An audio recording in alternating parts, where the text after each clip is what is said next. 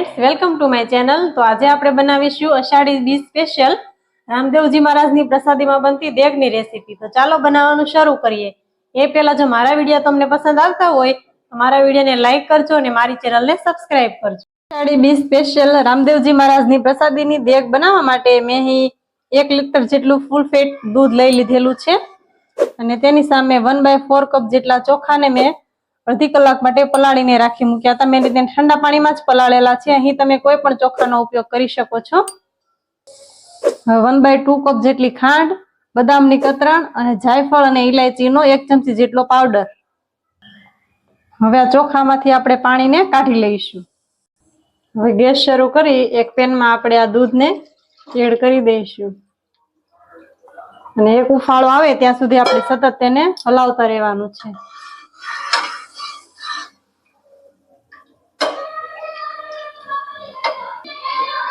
હવે અહીં આપણું દૂધ ગરમ થાય છે ત્યાં સુધી આપણે જે ચોખા લીધા હતા તેને આપણે હાથેથી આ રીતે મસળી લઈશું। આપણે પાણીમાં પલાળી રાખ્યા હતા એટલે આ ચોખા આપણે આસાનીથી આ રીતે મસળાઈ જશે અને ટુકડામાં થઈ જશે। આ રીતે આપણે એકદમ ટુકડા કરી લેવાના ચોખાના। હવે અહીં આપણું દૂધને એક ઉફાળો આવી ગયો છે અને ગરમ થઈ ગયું છે। તો આપણે જે ચોખાને લીધા હતા તે આપણે તેમાં ધીમે ધીમે બધા એડ કરી દઈશું।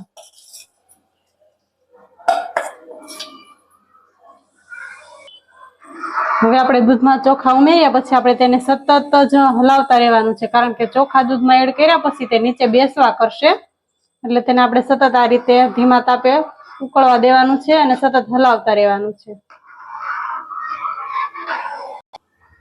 હવે અહીં આપણું દૂધ અને ચોખા બરાબર ઉકળી ગયા છે સરસ અને ચોખા પણ એકદમ સરસ ચડી ગયા છે, તમે જોઈ શકો છો। તેને આપણે હાથેથી લઈને આ રીતે દબાવીએ તો તે આસાનીથી મેશ થઈ જાય છે અને આપણે દૂધની ક્વોન્ટિટી પણ પહેલા કરતા અડધી થઈ ગઈ છે। તો હવે આ સમય ઉપર આપણે ખાંડ ઉમેરીશું। આપણે જે ખાંડ લીધી હતી તે આપણે એડ કરી દઈશું અને ખાંડમાંથી પાણી છૂટે છે એટલે તેને આપણે 5 થી 7 મિનિટ માટે ફરીથી ઉકાળી લઈશું।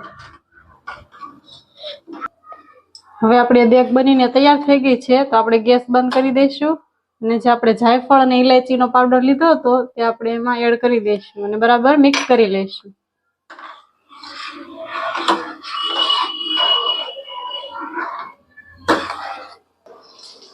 હવે પ્રોપર આપણી આ દેગ બનીને તૈયાર થઈ ગઈ છે। તેને મેં થોડી વાર માટે ફ્રીજમાં સેટ થવા મૂકી દીધી હતી કારણ કે આ ઠંડી હોય તો તે એકદમ ટેસ્ટી અને ખૂબ જ સરસ ટેસ્ટ આવે છે એનો। તેને થોડી વાર માટે ફ્રીજમાં રાખી દીધેલી હતી। હવે તેને આપણે સર્વિંગ બોલમાં લઈ લઈશું। હવે ઉપરથી આપણે બદામની કતરણથી ગાર્નિશિંગ કરી લઈશું અને કોના કોના ઘરમાં આ રીતે પ્રસાદીની દેગ બને છે તે તમે મને કમેન્ટમાં જરૂરથી જણાવજો। મારા ઘરમાં તો આ દર બીજના દિવસે આ પ્રસાદ બને જ છે એટલે આજે હું તમારી સાથે શેર કરી રહી છું। અને જો મારો વિડીયો તમને પસંદ આવતો હોય તો મારા વિડીયોને લાઈક કરજો અને મારી ચેનલને સબસ્ક્રાઇબ કરજો।